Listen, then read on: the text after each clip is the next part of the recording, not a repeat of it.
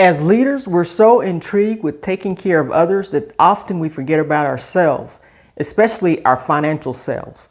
Let's talk about it.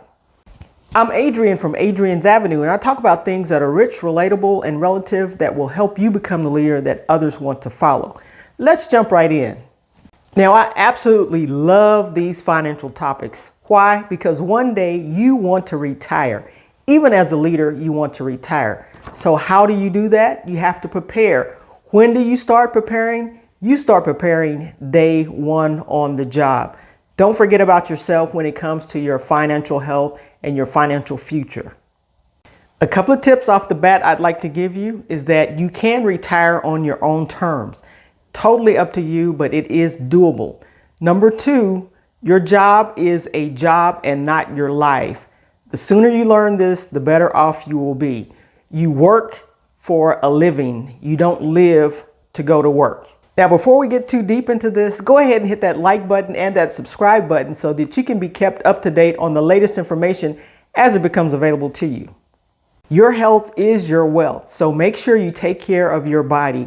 Eat right, take vitamins, drink plenty of water, get exercise in, feed your mind and your spirit. Also, this is a big thing that sometimes we leave out, but your health is your wealth, so take care of your body. Now let's turn to your finances. You have to have a plan to take care of your finances.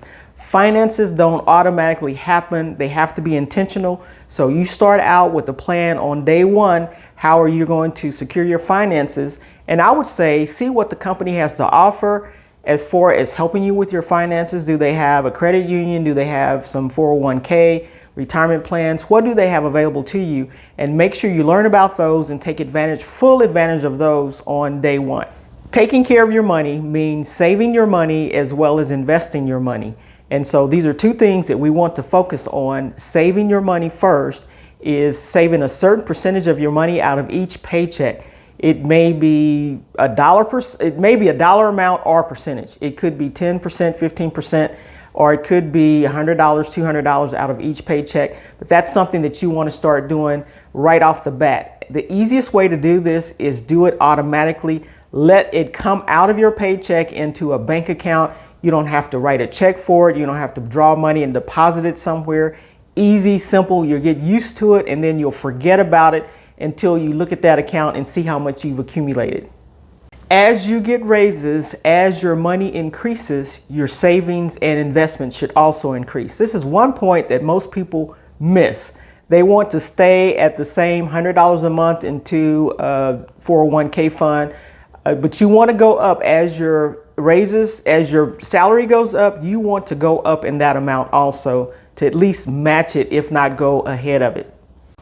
I've heard advice from many that say, live below your means. I am one that live within my means because I have a savings account also inserted into my means. So if I live exactly on my budget like I'm supposed to, as well as my savings accounts and my investments, I'm living within my means and I don't have to live below my means. I just hate the term living below your means. So if you live within your means and include everything that you need in that means, as far as what you have coming in and what you have going out, it's all used. You can live within your means. If your company has a credit union associated with them, an employee's credit union, you may want to check into it because these are normally the best rates as far as lending. If you want to buy a car or a house, they have the best rates normally. And also some of them pay dividends because some of them cannot make a profit because it's for the employees. So whatever they make above what they have to spend out goes back to the employees in the form of dividends. Also, they normally pay the highest interest rates as far as if you're going to put something into a savings account. So make sure you check out to see if your company has a credit union for its employees. Take advantage of that. The 401k and the Roth 401k are also instruments for your retirement that you can invest into and watch that money just grow, grow, grow. Now, there are limited amounts that you can put in, and sometimes the company will match to a certain percentage. You want to make sure you're doing this. I did it, and boy, was I glad that I did it when I got later on off into my career. The money just started piling up, piling up, piling up. And so I'm so happy that I did that. You want to check into this to make sure you're taking advantage of everything your company has for you. Now, my financial advisor is a big proponent of having investments outside of the company.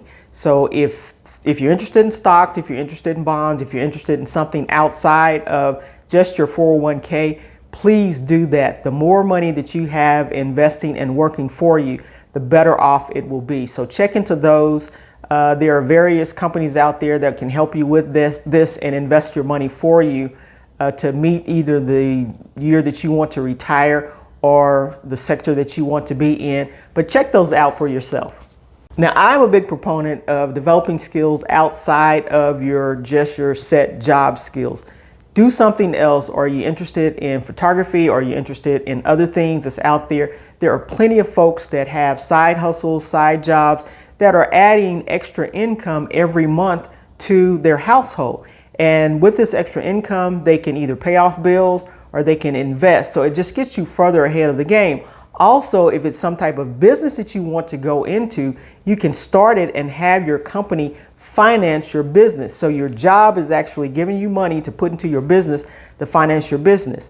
It's nothing wrong with working a full-time job and having a business on the side. I did it pretty much my whole career at my job. So I would, you may want to check into that, because believe me, it will get you much further ahead of the game financially. Now, here's a bonus for you. When I was working, another thing that I did is I bought rental property, and that helps a huge amount. No one in my family was ever a landlord, so this was something that it was a faith step, but it's something that I did, and I'm so glad that I did. It put me just so much further ahead of the other folks that were working at the office. So that may be something that you want to check into. Check into rental property if you have the temperament for it, of course, but that's something that you may want to check into. Now, as we've discussed throughout this video, focusing on your financial future will give you the opportunity to retire on your own terms. So that's something we want to keep in mind. Always have an eye on your financial future, as well as what's going on presently and your health. But you want to put something aside for the day that you're going to leave that job. Even if you go to another job, if you want to leave that job, if you want to start a business sometime in the future, you'll have something to look forward to. So focus on your financial future, because that person in the future will thank the one in the past that took care of them in the future. And if you don't focus on your financial future, you may be at the mercy of your employer when it comes to your retirement.